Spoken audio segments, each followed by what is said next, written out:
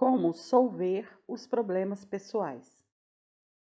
Desejo contar-lhe algo sobre pessoas afortunadas que encontraram a solução certa para seus problemas.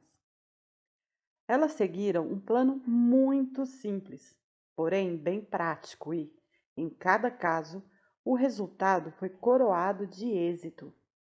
Não se trata de pessoas diferentes de você. Tiveram os mesmos problemas e dificuldades pelos quais você talvez esteja passando. Mas encontraram uma fórmula que as auxiliou a obter as respostas certas às questões que pesavam sobre elas. Essa mesma fórmula aplicada por você poderá proporcionar-lhe resultados similares. Primeiramente, permita-me que lhe conte a história de um casal, velhos amigos meus. Fazia anos que Bill, o marido, vinha trabalhando arduamente. Chegara então a uma alta posição em sua companhia e estava certo de que o iam indicar para o cargo de presidente.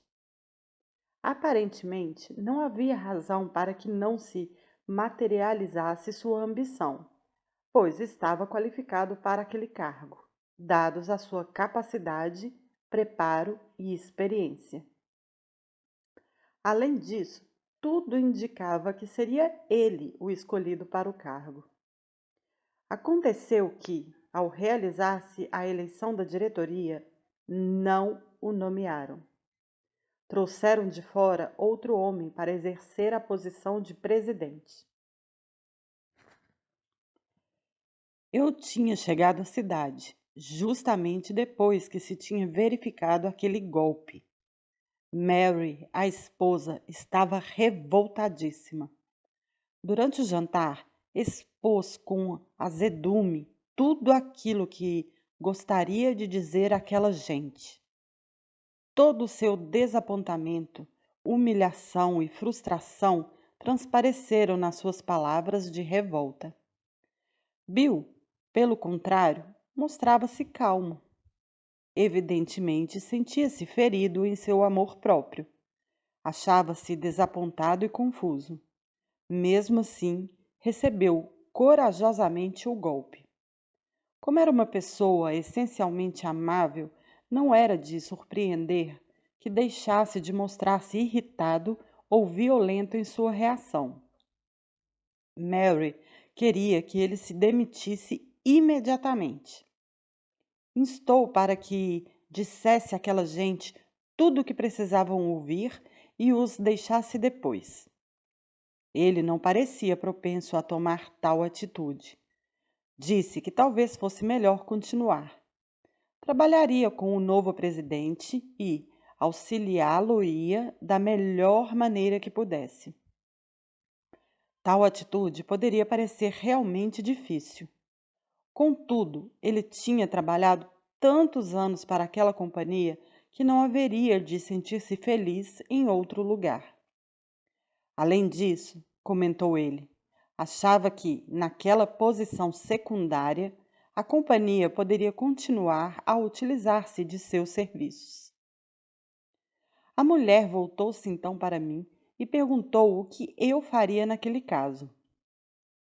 Respondi que, tanto quanto ela, haveria de sentir-me desapontado e magoado, mas procuraria evitar que o ódio se apoderasse de mim, pois a animosidade, além de corroer a alma, desorganiza os processos do pensamento. Sugeri que precisávamos de orientação divina.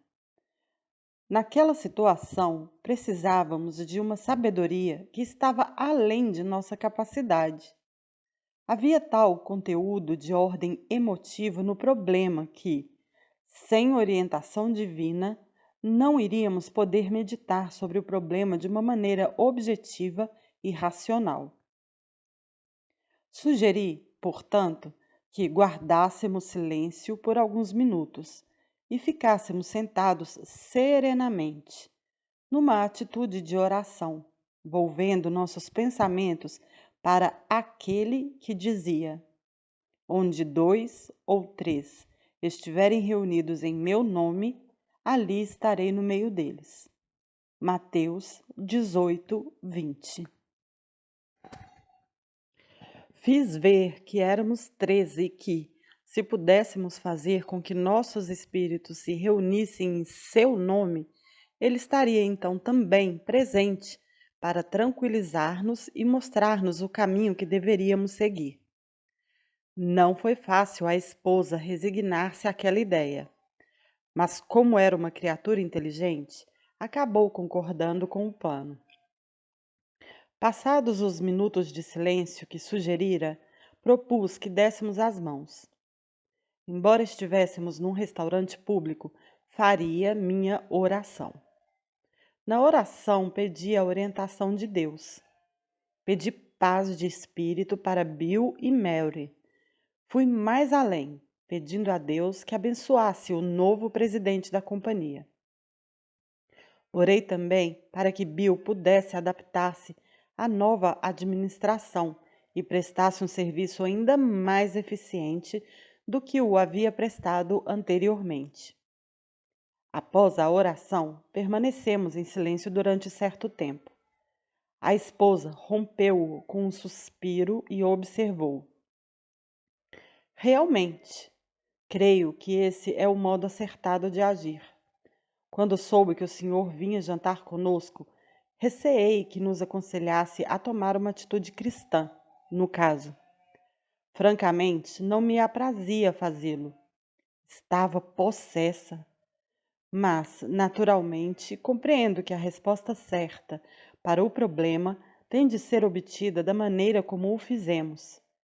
Vou observá-la fielmente, por mais difícil que possa parecer. Ela sorriu levemente, mas já sua animosidade havia desaparecido. De quando em vez procurava saber como iam os meus amigos. Embora tudo não corresse inteiramente como desejavam, iam gradativamente ajustando-se àquelas novas disposições.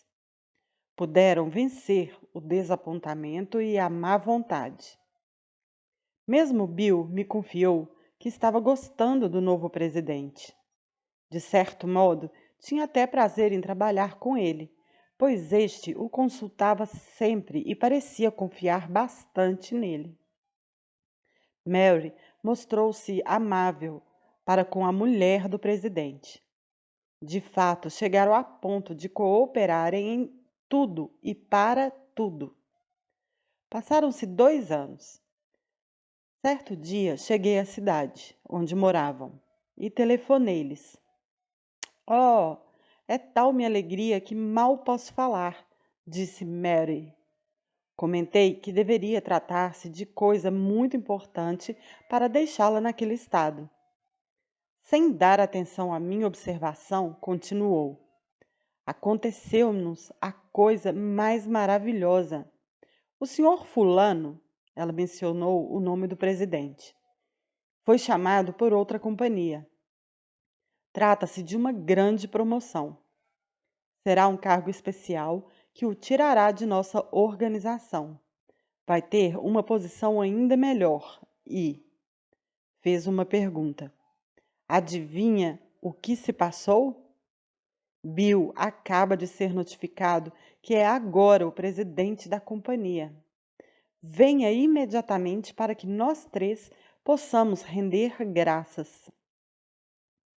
Horas depois, quando estávamos reunidos, Bill declarou o seguinte: Sabe, comecei a compreender que a religião, afinal de contas, não é uma teoria. Solvemos um problema de conformidade com os princípios científicos espiritualmente definidos. Estremeço só de pensar nesse problema se não tivéssemos seguido a fórmula contida nos ensinamentos de Jesus. Quem, no mundo, é responsável por essa tola ideia de que a religião não é prática? Jamais deixarei que um problema se apresente sem que o ataque da maneira como nós 3 o fizemos com este. Bem, Passaram-se alguns anos. Mary e Bill tiveram outros problemas e a cada um aplicaram essa mesma técnica, sempre com bons resultados. Com o método que seguiram, qual o de colocarem-se nas mãos de Deus, aprenderam a solver acertadamente os seus problemas. Outra técnica eficiente para solver problemas consiste simplesmente em conceber Deus como um associado. Uma das verdades básicas ensinadas pela Bíblia é que Deus está conosco.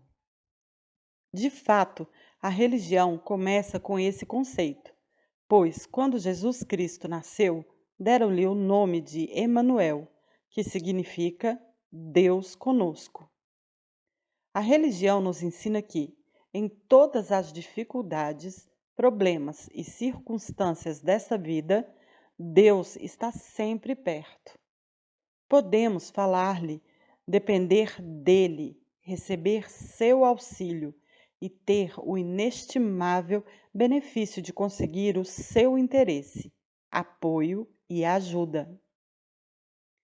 Praticamente todo o mundo crê, de modo geral, que se trata de uma verdade e muitos têm experimentado a realidade dessa fé.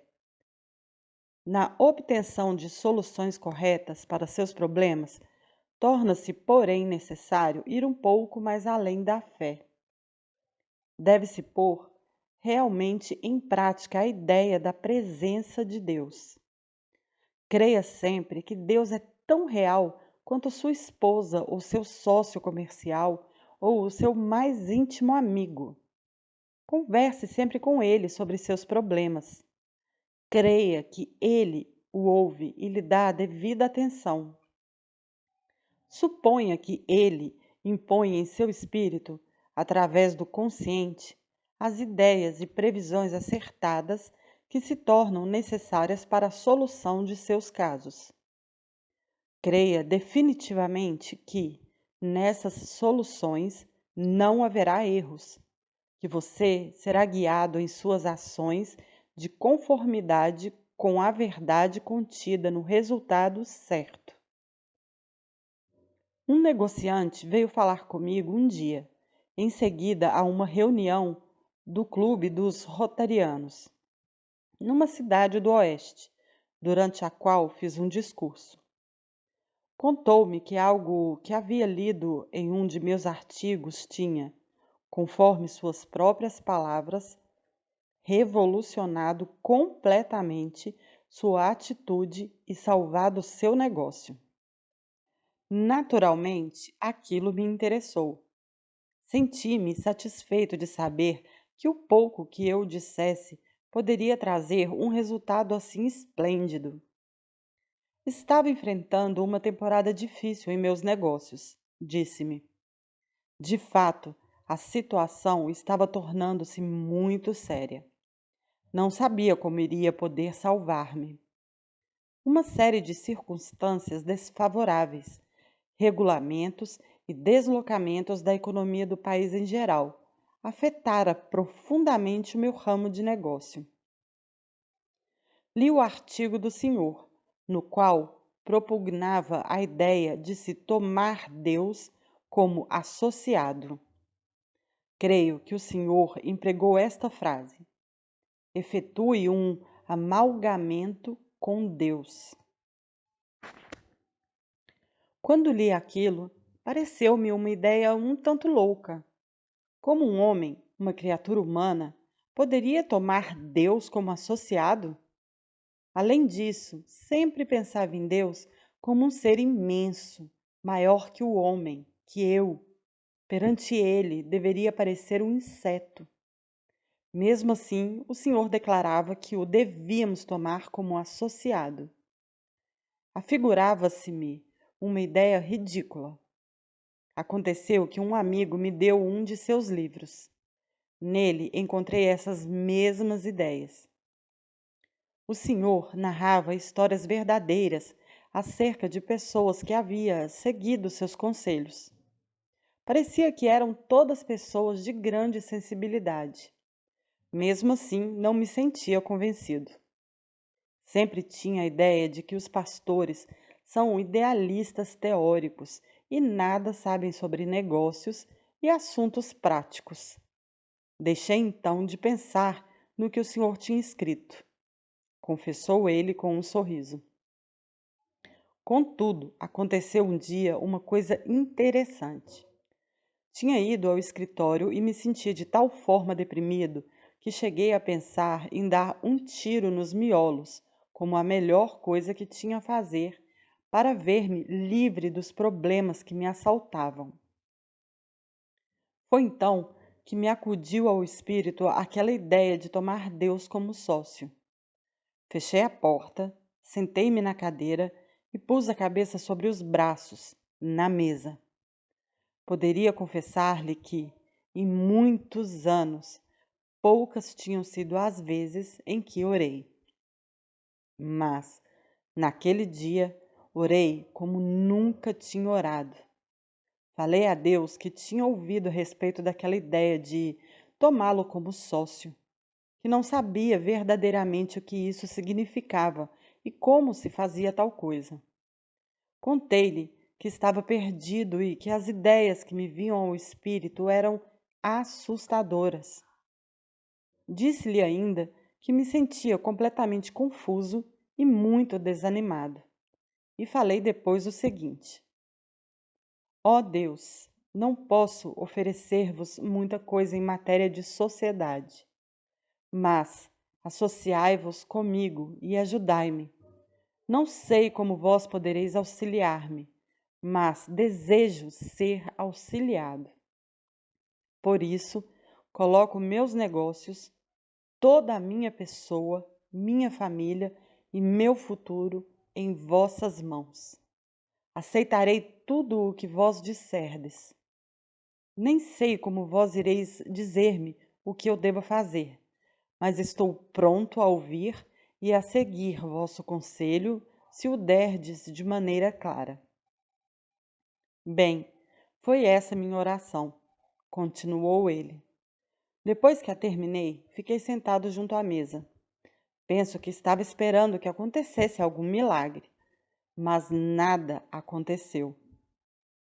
Mas o fato é que me senti inesperadamente sereno e descansado. Ficara verdadeiramente tranquilo. Nada fora do comum ocorreu naquele dia e à noite. Mas no dia seguinte, quando fui ao escritório, sentia-me mais disposto e mais satisfeito. Comecei a nutrir certa confiança de que tudo haveria de correr bem. É difícil explicar por que me sentia assim. Nada havia de diferente.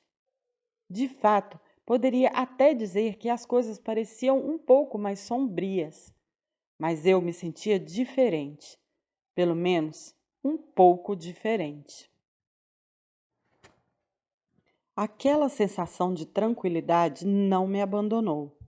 Comecei a sentir-me melhor. Continuei a orar todos os dias e conversava com Deus como com um sócio. Minhas orações não eram dessas que se ouvem na igreja. Eram mais uma conversa de homem para homem. Um belo dia, quando estava no escritório, assaltou-me uma ideia. Foi uma ideia inesperada. Eu disse para os meus botões: e que tal agora? Era algo que jamais me tinha ocorrido, mas eu soube imediatamente que era o método que devia seguir. Não sei explicar como nunca tivesse pensado naquilo. Creio que isso fosse devido ao meu espírito ter estado muito carregado. Ele não tinha estado a funcionar direito. Talvez fosse essa a razão. Tratei de seguir imediatamente aquela ideia. O negociante deteve-se um momento e prosseguiu. Não, não era uma ideia. Era meu sócio que estava falando comigo.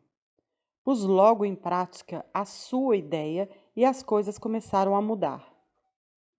Novas ideias começaram a surgir-me no espírito. A despeito das condições gerais, comecei a colocar o meu negócio nos eixos. A situação melhorou. sair de minhas dificuldades. Não entendo de sermões, nem sei escrever sobre esses assuntos que o Senhor escreve em seus livros. Mas permita-me que lhe diga uma coisa. Toda vez que o Senhor tiver oportunidade de conversar com negociantes, diga-lhes que tomem Deus como sócio em seus negócios. Eles terão ideias melhores que poderão empregar e transformar em verdadeiro patrimônio. Não me refiro apenas ao dinheiro, comentou ele, se bem que a maneira de se obter bons dividendos nas inversões é, creio, ter ideias orientadas por Deus. Diga-lhes que esse método de se ter uma sociedade com Deus é o que resolve acertadamente os seus problemas. Esse incidente é apenas uma das muitas demonstrações similares da lei das relações divinas e humanas a influir nas questões práticas. Desnecessário salientar a extraordinária eficiência dessa técnica para a solução dos problemas. Ela tem produzido resultados assombrosos e, em muitos casos, os quais tive ocasião de observar. Nessa questão de solver os problemas pessoais, é importante, antes de tudo, compreender que a força para resolvê-los corretamente está dentro de nós mesmos. Segundo, é necessário elaborá-lo e praticá-lo de fato. Sem um plano espiritual definido, nada se consegue. É a razão do fracasso na solução dos problemas pessoais. O diretor de uma companhia contou-me que se coloca sempre na dependência do poder de emergência do cérebro humano. É sua teoria, e é razoável que o ser humano possui forças extras que podem ser extraídas e utilizadas em situações de emergência. Na conduta comum de cada dia, tais forças de emergência jazem em estado de repouso. Em circunstâncias extraordinárias, porém, a personalidade pode, quando solicitada, fornecer essas forças extras, se necessário. Uma pessoa que cria uma fé verdadeira não permite que essas forças permaneçam em repouso. Na proporção da fé, traz muitas delas para as atividades normais. Isso explica por que algumas pessoas demonstram possuir maior energia que outras no enfrentar seus problemas diários ou uma crise. Adotaram o hábito de recorrer normalmente àquelas forças, as quais, não fosse isso, permaneceriam ignoradas, salvo em alguma necessidade dramática. Quando surge uma situação difícil, sabe como enfrentá-la? Tem qualquer método definido para solver os problemas extraordinariamente difíceis que possam aparecer? Muitas pessoas recorrem ao método sem consistência e, para desgraça delas, fracassam frequentemente. Quanto a isso, só me cabe acentuar a importância que há em recorrer às forças na solução dos problemas, obedecendo-se, porém, a um plano no seu uso. Além do método de 2 ou 3 pessoas orarem juntas nessa técnica de se entregar a Deus e na de estabelecer uma sociedade com Ele, bem como da importância de um plano para a utilização dessas forças interiores de emergência, há ainda outra técnica formidável: a de se manter sempre atitudes de fé.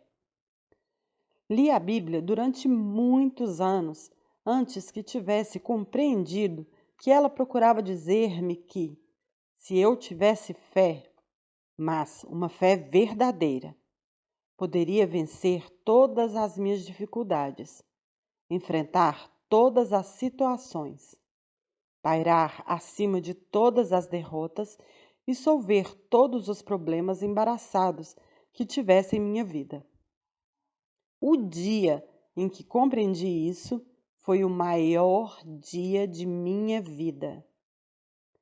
Inegavelmente, muitas pessoas, ao lerem este livro, talvez jamais venham a compreender essa ideia relativa à fé.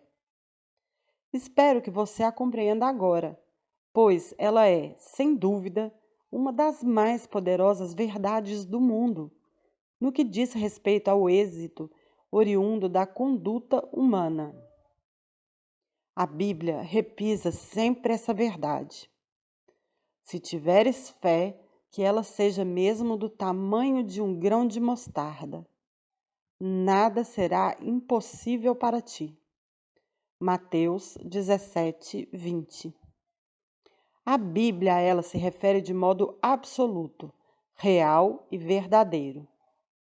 Não é uma ilusão, não é fantasia, não é um exemplo, nem um símbolo, nenhuma metáfora, mas sim um fato absoluto.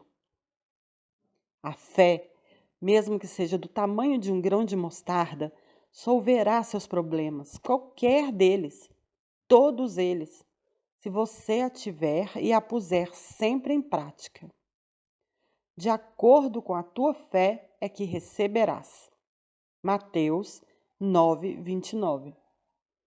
A fé é necessária. Será em proporção à fé que você tiver que terá os resultados. Uma fé pequena lhe dará resultados pequenos. Uma fé média, resultados médios. Uma grande fé, grandes resultados. Mas, na generosidade do Todo-Poderoso, se você tiver apenas essa fé simbolizada por um grão de mostarda, ela fará coisas assombrosas na solução de seus problemas. Por exemplo, permita-me que lhe conte a história extraordinária de meus amigos, Maurice e Mary Alice. Conheci-os quando um livro que escrevi, O Guia para uma Vida Segura, foi condensado e publicado na revista Liberty. Naquele tempo, Maurice Flint estava indo de mal a pior, não apenas no emprego, mas como pessoa também. Vivia sempre temeroso, cheio de ressentimentos e era uma das pessoas mais negativas que se podia conceber. Era, no entanto, dotado de bela personalidade e, no íntimo, era boa pessoa. Mas o fato é que parecia estar num beco sem saída, como ele mesmo confessara. Maurice leu a condensação do livro, no qual salientei a ideia da fé do tamanho de um grão de mostarda. Naquele tempo, ele estava residindo com a família em Filadélfia, a esposa e 2 filhos. Telefonara para minha igreja em Nova York, mas por uma razão qualquer não conseguira falar com meu secretário. Menciono esse ponto tão somente para mostrar a mudança que já se operava em sua segunda chamada, pois era seu costume renunciar a tudo após um pequeno esforço. Mas naquele caso, persistiu, fez novas chamadas até conseguir falar com meu secretário e obter informações relativas às horas dos ofícios divinos na igreja. No domingo seguinte, ele veio de automóvel a Nova York, juntamente com a família, para assistir à prédica na igreja. Continuou a fazê-lo mesmo durante os tempos mais inclementes. Numa entrevista que tivemos depois, contou-me a história de sua vida em todas as suas minúcias e perguntou-me se eu poderia fazer alguma coisa em seu favor. Os problemas de dinheiro, emprego, dívida, futuro e, primariamente, de sua própria pessoa eram tão complicados que ele considerava a situação como sendo completamente insolúvel. Assegurei-lhe que, Se ele modificasse completamente sua atitude mental e voltasse seus pensamentos para Deus e aprendesse a utilizar-se da técnica da fé, poderia resolver todos os seus problemas. Tanto ele como sua esposa tinham que eliminar do espírito todo e qualquer ressentimento. Ambos ressentiam-se de todo o mundo e muito especialmente de determinadas pessoas. Sentiam-se infelizes, tinham pensamentos doentios, não por causa de qualquer fracasso de sua parte, mas por causa de certa baixeza que outras pessoas lhes tinham feito. Costumavam trocar ideias à noite, quando deitados no leito, sobre o que deveriam dizer a outras pessoas em matéria de insultos. Naquela atmosfera doentia, tentavam conciliar o sono e descansar, no que não eram naturalmente bem-sucedidos. A ideia de fé impressionou realmente Maurice Flint. Agarrou-se a ela. Naturalmente, as reações foram fracas, pois sua força de vontade estava, por assim dizer, desorganizada. A princípio, não podia pensar com acerto, devido ao seu longo hábito de viver sempre às voltas com o negativismo. Mas apegou-se tenazmente, até mesmo desesperadamente, à ideia de que, se tivesse fé, mesmo que fosse do tamanho do grão de mostarda, nada seria impossível. E conseguiu absorvê-la. É claro, sua capacidade de ter fé aumentou gradualmente à medida que a punha em prática. Certa noite, ele contou na cozinha, onde a mulher estava lavando a louça. Essa ideia de fé é relativamente fácil aos domingos, quando se está na igreja, disse. Acontece que não posso mantê-la sempre. Ela desaparece depois. Estava pensando que, se pudesse trazer sempre comigo um grão de mostarda, de modo a poder senti-lo toda vez que começasse a fraquejar, isso me iria ajudar a ter fé. Pediu então à esposa. Será que temos grão de mostarda ou será que se trata apenas de uma citação especial da Bíblia? Existe grão de mostarda hoje em dia? Ela riu e respondeu que tinha certa quantidade numa garrafa de picles. Tirou um grão e o entregou ao esposo. Saiba, Maurice, explicou Mary Alice, que não é preciso ter um grão de mostarda. Isso é apenas o símbolo de uma ideia. Não sei se é símbolo ou não. A Bíblia diz grão de mostarda, e é isso o que quero. Talvez eu precise desse símbolo para ter fé. Maurice contemplou-o na palma da mão e murmurou. É só isso a fé de que necessito? Apenas do tamanho de um grãozinho de mostarda? Olhou-o ainda por algum tempo e, enfiando-o no bolso, declarou: Se eu puder senti-lo nos dedos durante o dia, ele me fará conservar a fé. Mas o grão era tão pequeno que ele o perdeu. Foi buscar outro na garrafa e perdeu-o também. Um dia, ao perder no bolso outro grão, veio-lhe uma ideia. Por que não podia pô-lo numa bolsa de matéria plástica? Poderia carregá-la sempre no bolso ou pendurá-la na corrente do relógio para lembrá-lo sempre que se tivesse fé do tamanho de um grão de mostarda, nada lhe seria impossível. Consultou um homem que se supunha ser perito em matérias plásticas e perguntou-lhe se podia inserir um grão de mostarda numa bola plástica. O perito respondeu que não podia fazê-lo pela simples razão de que era uma coisa que jamais tinha sido feita, o que, naturalmente, não era motivo para que não o fizesse. Já por esse tempo, Flint tinha fé suficiente para crer que, se a tivesse Mesmo que fosse do tamanho de um grão de mostarda, iria poder colocar um grão dentro de uma esfera plástica. Pôs-se a trabalhar nesse sentido. Levou semanas trabalhando e finalmente foi coroado de êxito. Fez várias peças para adornos: colares, alfinetes de gravatas, correntes para chaves, braceletes, etc. Enviou-me algumas peças. Eram bonitas e em cada uma reluzia a translúcida esfera com o grão de mostarda dentro. Cada peça trazia um cartão em que se lia: lembrança do grão de mostarda. O cartão dizia também como se devia usar aquele enfeite e como o grão de mostarda lembraria a pessoa que usasse o enfeite que, se tivesse fé, nada lhe seria impossível.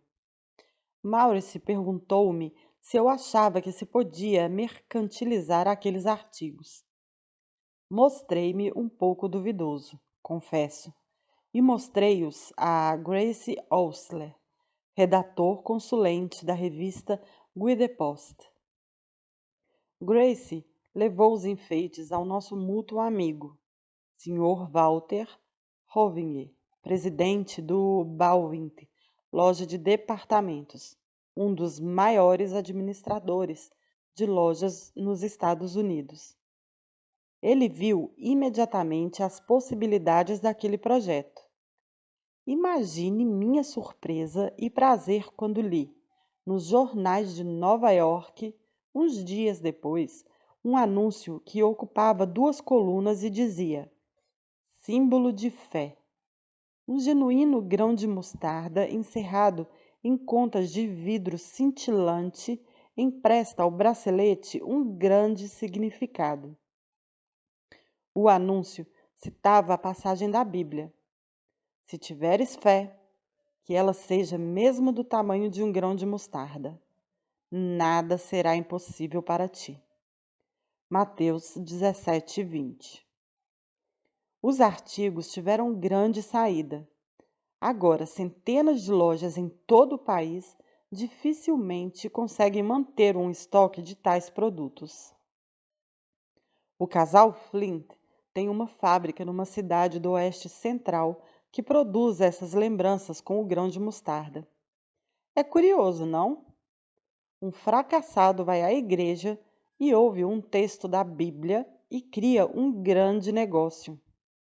Talvez você fizesse melhor se ouvisse atentamente a leitura da Bíblia e os sermões na próxima vez que for à igreja. Talvez você também adquirisse uma ideia que reformasse não somente a sua vida, mas também o seu negócio. A fé, nesse caso, criou um negócio para a manufatura e distribuição de um produto que tem auxiliado e auxiliará milhares e milhares de pessoas. É tão popular e eficiente que outras firmas o têm copiado, mas o fabricado por Flint é o original. A história das vidas que se têm transformado por meio desse pequeno objeto é uma das histórias mais românticas e espirituais da presente geração. Mas o efeito operado em Maurice e Mary Alice, a transformação em suas vidas, a nova feição que se lhes operou no caráter, a libertação de suas personalidades, eis aí uma extraordinária demonstração do poder da fé. Eles não são mais negativos, são positivos. Não se sentem mais derrotados, venceram. Não nutrem mais ódio, venceram seus ressentimentos e seus corações transbordam de amor. São novas pessoas com novas perspectivas e novo sentido de força. São 2 das mais interessantes pessoas que já conheci. Pergunte a Maurice e Mary Alice como solver acertadamente um problema e eles lhe dirão: tenha fé, uma verdadeira fé. Acredite, eles conhecem realmente a força da fé. Se ao ler essa história você dissesse a si mesmo negativamente, e estaria agindo de fato negativamente, que os Flints não estavam em situação pior que a sua, permita-me que lhe diga: pouquíssimas foram as pessoas que vi em situação tão aflitiva como eles. Permita-me dizer ainda que, por mais desesperada que seja a sua situação, você poderá resolvê-la, como fizeram os Flints, bastando seguir as normas delineadas neste capítulo. Procurei mostrar neste capítulo vários métodos para solver um problema. Desejo agora apresentar 10 sugestões muito simples como técnica concreta para serem seguidas na solução de seus problemas. 1. Acredite que há sempre uma solução para todos os problemas. 2. Mantenha-se calmo. A tensão impede o curso da força do pensamento. Seu cérebro não pode funcionar eficientemente debaixo de tensão nervosa. Ataque serenemente seus problemas. 3. Não tente forçar uma resposta. Mantenha o espírito tranquilo para que a solução se apresente claramente. 4. Reúna os fatos imparcial, impessoal e judiciosamente. 5. Faça uma relação desses fatos numa folha de papel. Isso ilumina o pensamento e imprime certa ordem aos vários elementos. Você estará vendo e pensando ao mesmo tempo. O problema se torna objetivo e não subjetivo. 6. Faça sua prece no tocante ao seu problema, afirmando que Deus iluminará o seu espírito. 7. Tenha fé e procure a orientação de Deus, de conformidade com a promessa do Salmo 73. Vós me guiareis com vosso conselho. 8. Confie na faculdade do discernimento e da intuição. 9. Vá à igreja e deixe que seu subconsciente atue sobre o problema ao entregar-se você à prática religiosa. O pensamento espiritual e criador tem um poder extraordinário para dar as respostas certas. 10.